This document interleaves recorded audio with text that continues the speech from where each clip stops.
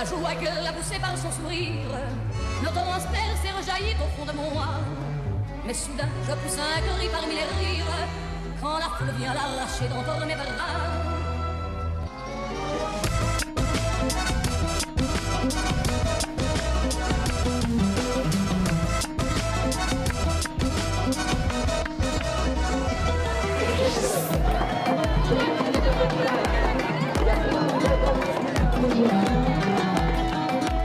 Moi, ma priorité, c'est l'éducation, c'est les écoles. Le maire, on ne lui demande pas des discours, on lui demande du concret.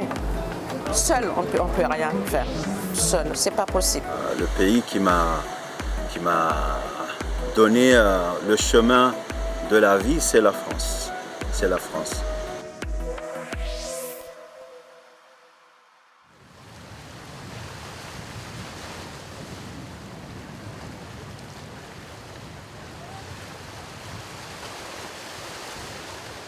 J'ai milité dans la société civile, j'ai milité pour le droit de la femme. Et puis à un certain moment, je me suis dit, c'est bien de militer. Est-ce qu'il ne faudrait pas un jour prendre carrément les rênes de décision? Parce que je peux peut-être faire plus. Au lieu de dire, faites ceci, faites cela, peut-être que moi, je peux faire peu de choses, peut-être. Mais je peux contribuer un peu. Donc j'ai changé de côté. J'ai changé du côté des réclamations pour aller vers la réalisation. Voilà, l'action, je me suis dit, je vais être candidate pour voir ce que je peux apporter à la population. Au lieu seulement de dire, il faut faire ceci, faire cela, moi je vais voir qu'est-ce qu'on peut faire ensemble, qu'est-ce que je peux apporter à cette population, et je me suis portée candidate. Et c'est comme ça que je suis devenue maire. Pour moi, les assises m'ont aidé à mieux discerner, de savoir aussi quelle porte il faut frapper. C'est important, parce que seul, on peut rien faire. Seul, c'est pas possible. Et puis, quelle priorité? Parce que quand on a tendance à vouloir tout faire, et c'est pas possible. Donc, il faut faire la part des choses, parce que, comme vous dites, c'est complexe. Mais ça devient moins compliqué grâce à ces assises-là. Mon chantier principal, c'est l'eau potable. Il faut que chaque Comorien puisse avoir de l'eau, qu'il soit riche ou pauvre. Mais c'est à nous d'exiger. Qu'est-ce que l'État peut nous apporter? Qu'est-ce que nous pouvons faire pour aider à ce que nos administrés n'attrapent pas ces maladies? Parce qu'il y a trop de déchets, parce qu'il y a trop de mouches. Dernièrement, il y a des amis qui sont venus chez moi pour me dire il y a trop de rats dans notre quartier, trop de déchets. Oui, c'est vrai. Et moi, je dois trouver une réponse. Je ne peux pas leur dire c'est pas dans mes compétences. Non. Il faut savoir que rien ne peut tomber du ciel. Il faut se battre pour que ça arrive. Et puis, il faut avoir un objectif. Et avec ça, dans un pays comme les Comores, quand on est femme et quand on veut avoir droit à la parole, il faut faire 2 fois plus qu'un homme. C'est vrai? Ah, attends. Je pensais l'inverse. Ah, non. J'entends tellement parler d'une société matriarcale. Et pour moi, j'ai l'impression que les Comoriennes, ce sont les meilleures mamans du monde. Ah là, oui. Pour la femme au foyer. Mais imaginez qu'ici, la femme n'a pas d'espace public pour s'exprimer parce que toutes les places publiques appartiennent aux hommes. Donc, pour s'exprimer, il faut se faire de la place. Il faut se faire tout petit d'abord, se faire accepter. Parce que les hommes, c'est vrai, ils ont un peu peur des femmes. Il faut se faire tout petit, se faufiler, et après, quand tout s'est fait la place, c'est là où on commence à parler. Et c'est comme ça que ça se passe. Je vous assure, vous demandez à toutes les femmes, on ne commence pas par attaquer, hein, sinon on vous barre la route. Il faut se faire glisser entre les... C'est le cheval de Troie. Voilà, vous avez tout compris. C'est jamais facile pour une femme de devenir mère. Je connais ma collègue, je connais son enthousiasme, mais c'est jamais facile. Souvent dans une société également, où malgré tout le poids des hommes et des traditions est important, ça vaut aussi pour la métropole ou la Réunion, donc moi je suis aussi passée par là, et donc il y a des pratiques d'acceptation des uns et des autres sans opposition. Les femmes ne s'opposent pas aux hommes, les hommes ne s'opposent pas aux femmes. C'est bien le travail d'équipe paritaire qu'il faut construire, parce que si on ne le construit pas, jamais une gouvernance ne pourra fonctionner de manière vraiment démocratique et de manière partagée. Dès que j'ai su qu'elle était là, je me suis dit, il faut que je la rencontre. Il faut qu'elle voie qui je suis et que je la connaisse, parce que je sais qu'elle a fait beaucoup de choses pour la femme dans l'océan Indien et aux Comores. Et donc je suis allée à sa rencontre. J'ai même demandé à ce que notre association ici, la plateforme Comores pour l'océan Indien, puisse la rencontrer pour discuter, parce que j'ai vu déjà dans les hôtels, elle a beaucoup d'expérience. Elle est vraiment forte. Je ne sais pas, elle est modèle. Elle est devenue un modèle pour moi. Alors, je suis Michel Lambert, je suis le directeur des services techniques de la ville de La Courneuve. Je représente le maire Gilles Poux au sein de cette délégation de La Courneuve, donc, qui est présente aux Comores aujourd'hui pour faire le point sur les projets de coopération que nous avons en charge, pour les nouveaux projets à mettre en place. Nous avons une forte communauté comorienne sur la ville et nous sommes investis sur des projets comoriens depuis plusieurs dizaines d'années, depuis, comme je le disais tout à l'heure, 1999. On a signé la première convention en 2003, mais nous sommes intervenus sur la base associative, différents projets depuis ces années-là, et on est partie prenante avec les Comoriens puisque la ville compte 103 nationalités. On est une ville multiculturelle, ce qu'on appelle une ville-monde. Voilà. Et donc au travers de ce que nous réalisons aux Comores, on participe à l'élaboration, au mieux-être des populations locales. Alors on dit de Dunkerque qu'elle est la 3e ville comorienne de France. Je ne sais pas si cela reflète la réalité physique et numérique de la communauté comorienne, mais elle a toujours été extrêmement présente à Dunkerque. C'est une diaspora qui est très impliquée dans la vie quotidienne, dans la vie locale, et c'est à son instigation principalement que la coopération a débuté à la fin des années 90, au début des années 2000. La coopération décentralisée est en train de prendre une vitesse supérieure. On était au balbutiement des nécessaires liés aux populations, mais là on n'est plus aux populations, on est au développement d'une partie de la planète qui est aujourd'hui l'India-Océanie. Il est rare de traverser un territoire avec autant d'énergie à se dire « nous veut arriver ». On sent cette volonté de réussir et d'évoluer pour un monde meilleur. Oui, on le sent et cette énergie-là est pour moi la plus grande des richesses que les Comores puissent avoir.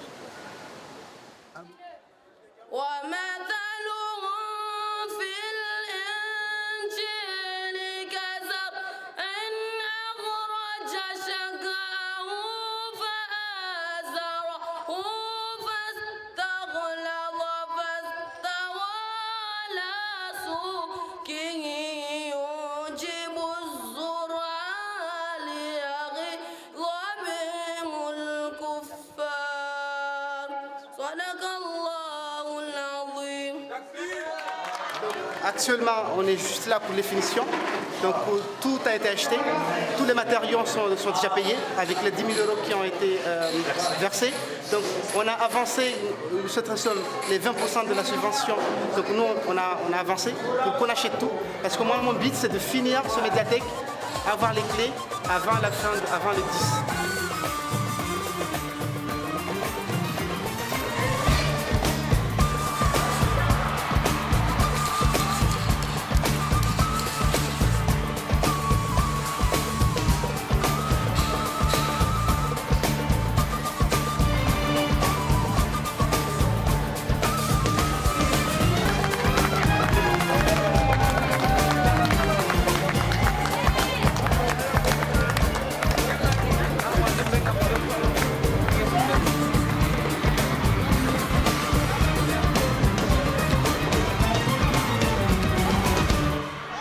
Merci Sopko. L'archipel des Comores a joué son rôle dans le peuplement de l'île de la Réunion, qu'il s'agisse de la période esclavagiste, même de l'engagisme, même au début du XXe siècle. On a des Comoriens qui arrivent en tant qu'engagés, qui vont travailler au port, qui vont travailler dans des plantations. Et la population réunionnaise, pour certaines parties, a une ascendance comorienne, issue des Bantous, issue de ces sultans arabes, austronésiens. Et donc il est important aujourd'hui que la jeunesse réunionnaise prenne conscience que les Comoriens ne sont pas arrivés d'hier. Bien évidemment, il y a une migration plus récente, les années 90-2000, mais dans l'histoire du peuplement de l'île, les Comores font partie de l'histoire de la population réunionnaise. Et ça, c'est important. Il y a tout un travail à faire sur les généalogies. Nous avons commencé à l'université à travailler là-dessus, par exemple par rapport à la famille Humblot, une grande famille de métropolitains installés aux Comores, qui ont participé au développement économique, la société Bambao, qui ont pris des postes de pouvoir dans la politique, mais aussi qui se sont métissés à des Comoriens. Il y a des mixités, chrétiens, musulmans. Ces populations et cette famille Humblot, on les retrouve aujourd'hui à La Réunion. Ils sont un certain nombre et dans le reste de l'océan Indien. Donc c'est important de voir que les Comores, finalement, dans la première partie du XXe siècle, étaient un pôle attractif. De nombreux Réunionnais allaient chercher du travail aux Comores, dans la société Bambao. Les clous de girofle, différentes essences. Cette société Bambao née aux Comores, qui va se développer aussi à Madagascar. Donc l'image des Comores, la première partie du XXe siècle, elle est inversée. C'est un pôle attractif. Les Réunionnais sont partis aux Seychelles, mais aussi sont partis aux Comores.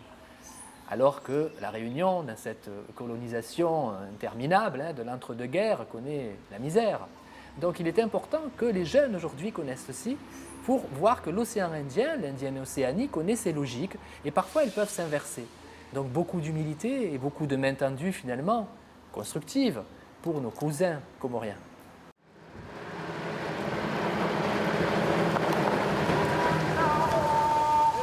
Merci. Je vais reprendre, je mets là, je vais reprendre après. Super, merci. Oui, ça va. Toujours mettre. La réalité institutionnelle, nous la connaissons. La réalité humaine, nous la voyons en images.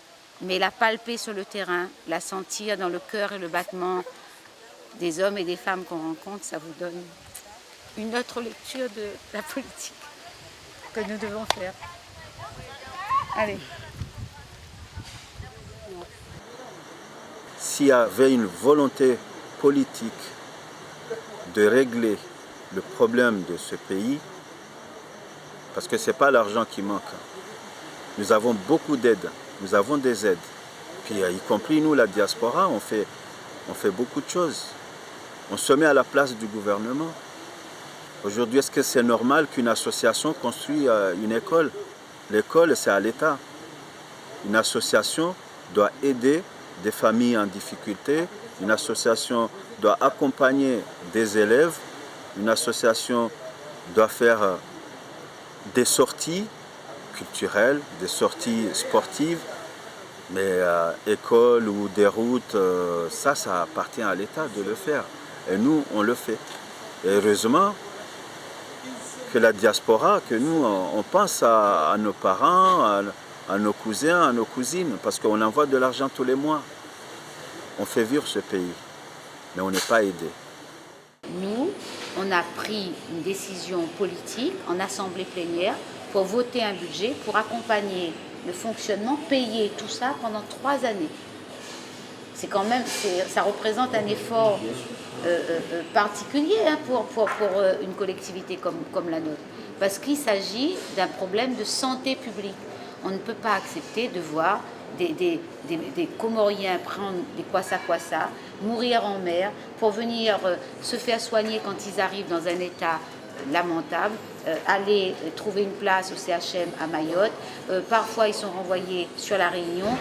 Une prise en charge jusqu'à 3 mois pour des gens qui parfois se trouvent dans un état de santé proche de la mort. C'est parce que c'est fatal, vraiment. C'est vraiment fatal.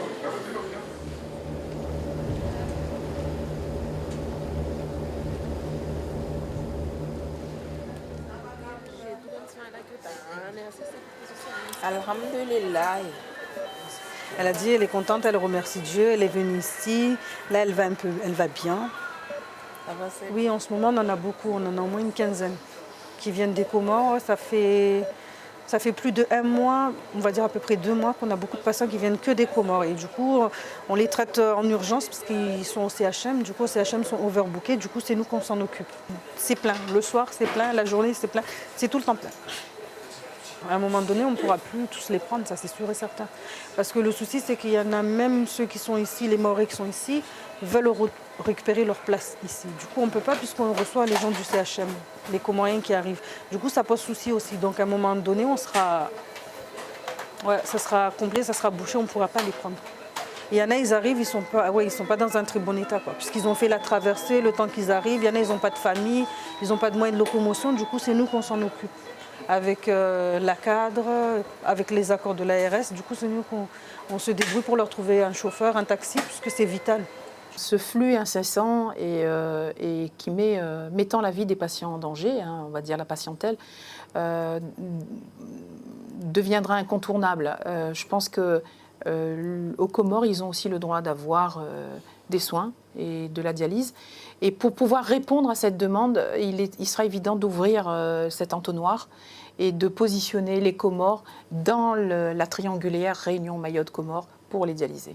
J'aimerais également, à cette occasion, vous parler des 2 conventions de partenariat qui devront être signées entre le Conseil départemental et les autorités comoriennes, l'une portant donc sur le SMA et l'autre sur la question de santé et d'accompagnement des dialysés qui viennent des Comores, qui arrivent à Mayotte, qui sont pris en charge par l'ARS, mais sur une durée limitée, et qui, pour beaucoup, se retrouvent aussi parfois orientés vers la Réunion et qui sont pris en charge par le CHU ou bien l'hôpital de Sainte-Clotilde. Donc c'est un gros dossier de santé, mais qui concerne pas seulement la prise en charge de malades et qui devient une question humanitaire, puisque beaucoup de ces malades se rendent souvent par Kwassa à Mayotte pour se faire soigner et obtenir des soins en urgence. Moi, ce que j'ai compris, la dialyse, c'est à vie, à moins d'avoir une greffe de rein. Donc voilà, c'est vital, quoi. C'est des maladies chroniques. Il a dit qu'il souffre beaucoup parce que déjà, depuis qu'il est venu ici, là où il dort, il galère. Et en plus, il n'a même pas d'argent pour pouvoir renouveler son séjour. Et il n'a même pas de sous pour s'acheter à manger, quoi. Voilà. Pour l'ARS, ça, normalement, oui, si pendant 3 mois, c'est remboursé. Donc après, si les 3 mois, c'est pas remboursé, je ne sais pas.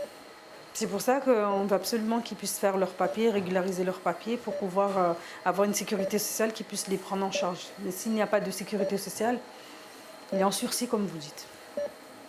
Voilà. Puisque c'est vital. Parce que sans dialyse, il meurt.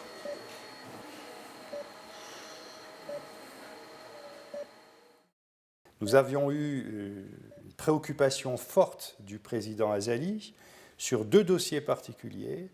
D'une part, la mise en place de 2 centres de dialyse, un à Moroni, un à Anjouan, mais également de pouvoir effectivement mettre en place 2 SMA, un à Moroni et un à Anjouan.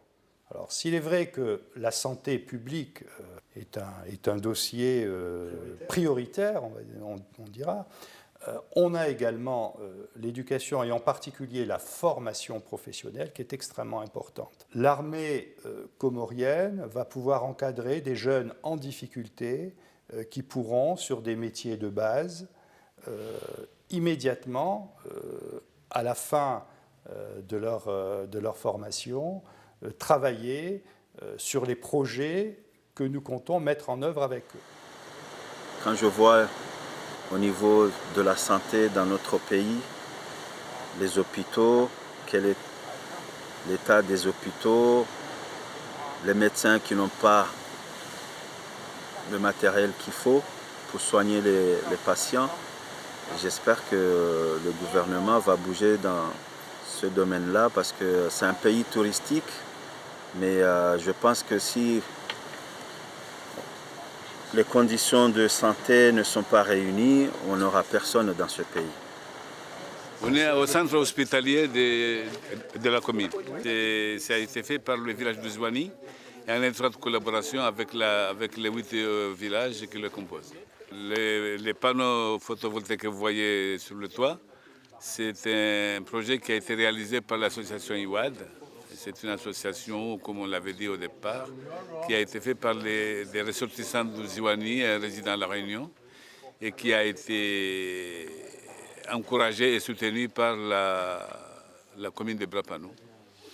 Alors moi, ce que je lui propose, c'est de faire un diagnostic des nouveaux appareils et des besoins.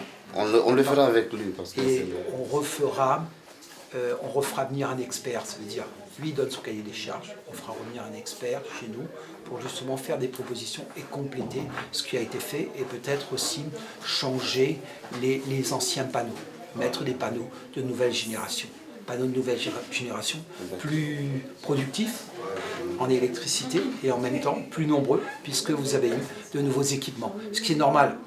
Quand il n'y avait pas, on a voulu donner une stabilité d'électricité. Je pense que c'est le plus beau projet qu'on ait pu. Je vous en remercie aussi de nous avoir interpellés là-dessus.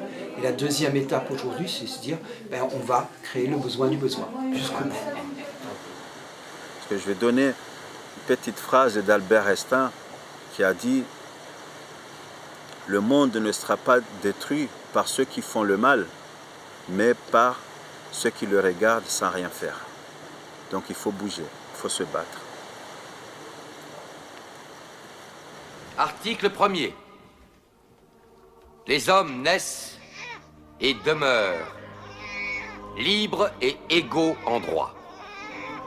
Les distinctions sociales ne peuvent être fondées que sur l'utilité commune. Ces droits sont la liberté, la propriété, la sûreté et la résistance à l'oppression. Le principe de toute souveraineté réside essentiellement dans la nation. La loi n'a le droit de défendre que les activités nuisibles à la société. Tout ce qui n'est pas défendu par la loi ne peut être empêché. La loi est l'expression de la volonté générale. Tous les citoyens étant égaux à ses yeux, sont également admissibles à toute dignité, place et emploi public. Nul homme ne peut être accusé, arrêté, ni détenu que dans les cas déterminés par la loi. Tout homme est présumé innocent jusqu'à ce qu'il ait été déclaré coupable. Nul ne doit être inquiété pour ses opinions, même religieuses. La libre communication des pensées et des opinions est un des droits les plus précieux de l'homme. Tout citoyen peut donc parler, écrire, imprimer librement, sauf à répondre de l'abus de cette liberté dans les cas déterminés par la loi. La garantie des droits de l'homme et du citoyen nécessite une force publique. Cette force est donc constituée pour l'avantage de tous. La propriété étant un droit inviolable et sacré, nul ne peut en être privé, si ce n'est lorsque la nécessité publique, légalement constatée, l'exige évidemment.